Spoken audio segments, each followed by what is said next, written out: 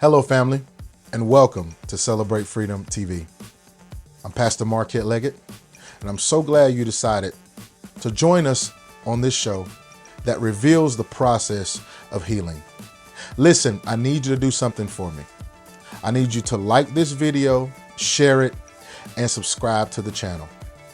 It doesn't cost you anything, and it will allow this word to be spread further throughout to enhance the kingdom of God. Thank you so much. Thank you so much. Thank you so much. Today we're going to be talking about trust's trauma. Many of us have experienced the undaunting feeling of when people have displayed mistrust in our lives. It can be very apparent very quickly how hurt someone is or has been hurt when you try to be that trust factor for them, that stable factor for them, only to get walls and roadblocks in response to the love that you're trying to show. It's very apparent that that person has been hit with trust trauma. Trust trauma is the distressing feeling of selflessness, hopelessness that you get when you have trusted that someone will be there for you and they let you down. That trauma can carry on to various areas of life, various aspects of life, and it can make a person very, very insensitive to the blessings of God that are actually around them. You see, we have been given many different opportunities in life to grow in this area, in this aspect. But so often when we have been given these opportunities, we've also been counter-reacted with the same bad experiences from the same opportunities. We have been failed over and over and over and over in this area. But I am so glad that God gives us a way of escape, a way to deal with the trauma of trust that not only defies what we went through, but establishes a new covenant in a new place of where we're going. I am so excited today to introduce to you what God has given me when it comes to trauma and trust. Now, let's begin with the word. Many of us have heard this scripture, Proverbs 3:5, which says, "Trust in the Lord with all your heart and do not lean on your own understanding." Now, we have read this scripture over and over. We can quote this scripture. We can sing and dance this scripture, but sometimes it is very challenging to fulfill this scripture.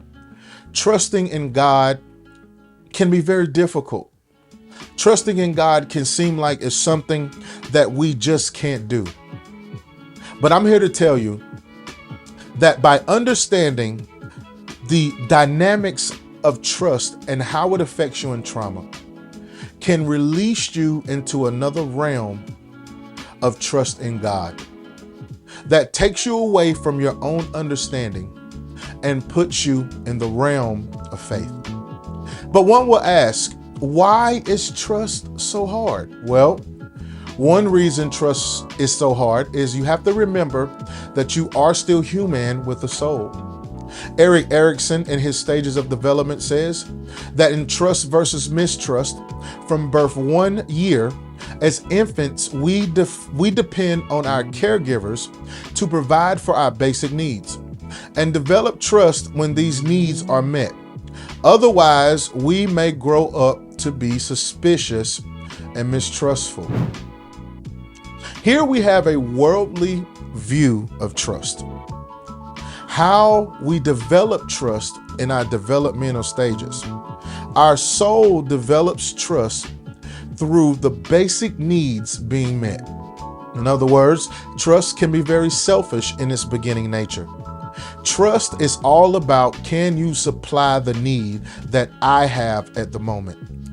And when things supply that need, it turns into a continual cycle that you begin to believe and believe and believe and rely more and more on whatever that is supplying the need.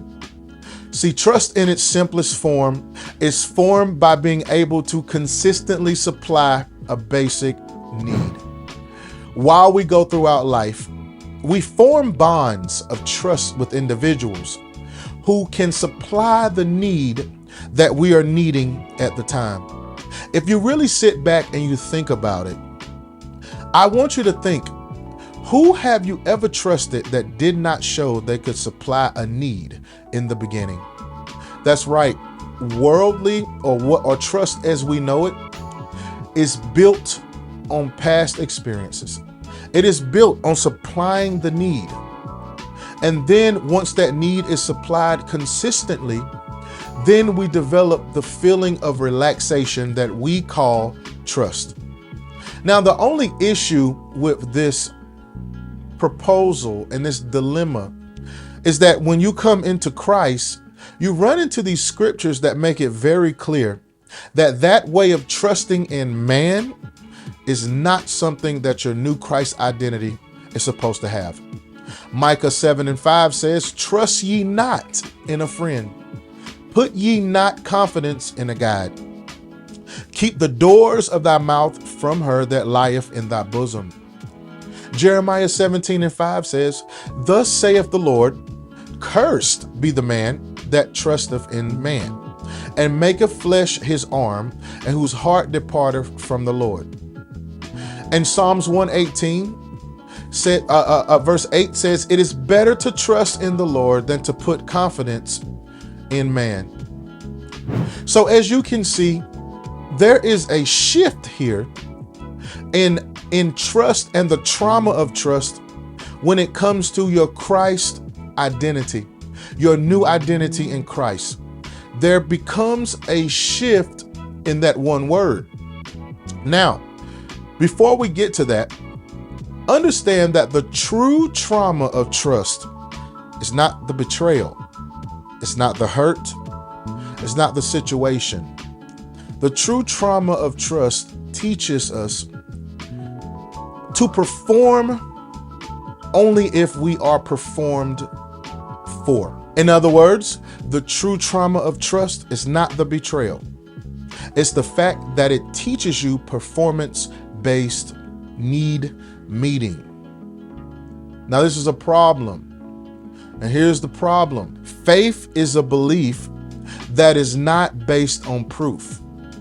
It's a belief with no tangible, supportive evidence.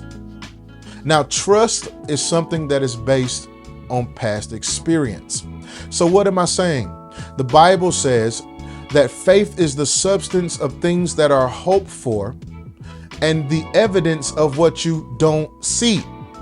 You see, every time you operate in faith and you have to trust God, that word in Hebrew is intertwined with faith.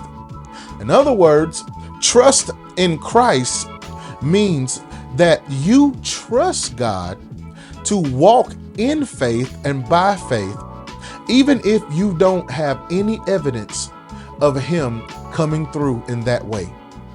See, this can be very difficult to trust God and lean not to your own understanding, because the worldly development of trust is all based on understanding.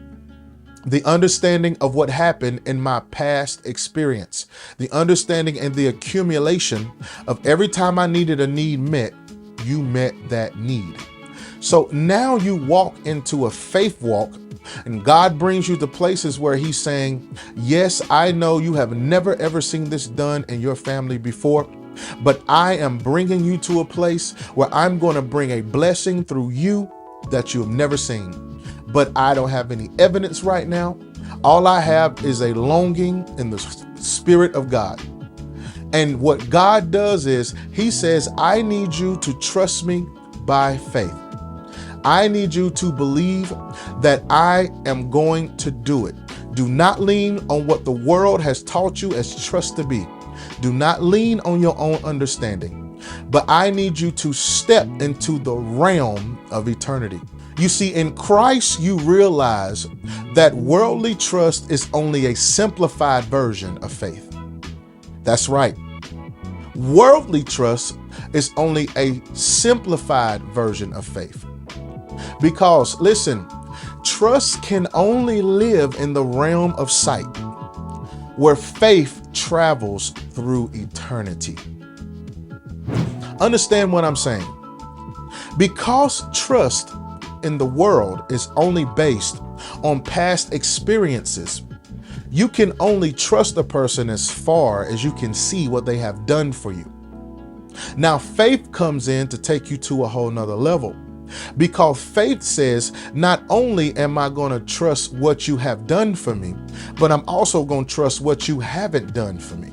Therefore, my trust doesn't stop with your performance or the perception of your performance or what I think your performance has stopped at.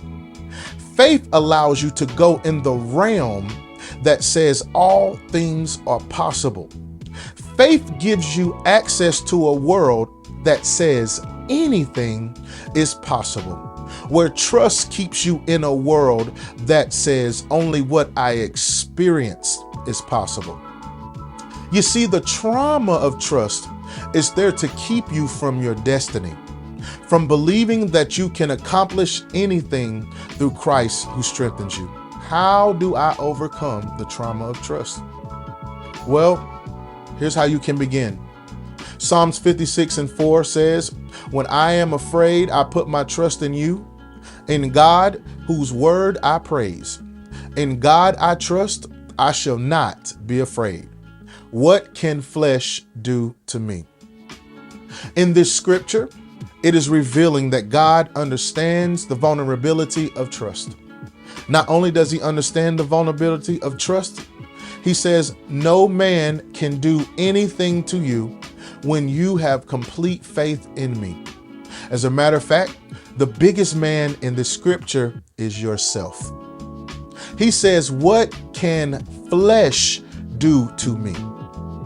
See, in this scripture here, the psalmist is saying to himself, flesh cannot tell me that I'm afraid.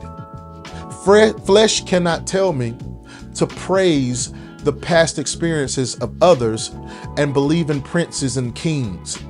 You see, flesh cannot tell me that God is not going to come through, because flesh wants to link everything to my past experiences. But when my trust and faith is in a God that leads me into eternity, experience doesn't matter. I know that my God will come through. And faith now begins to replace the evidence that you built that was based on worldly trust. Listen, take God at his word and begin allowing him to show you his faithfulness, so his evidence can now be your perspective. I want to reiterate, faith unlocks a world that is not evidence-based. Trust keeps you in sight-based belief. So go today and eradicate all of the trauma that you have faced from worldly trust and walk in the level of God, of faith that defies the odds that you have been ordained to walk in, because your destiny is waiting.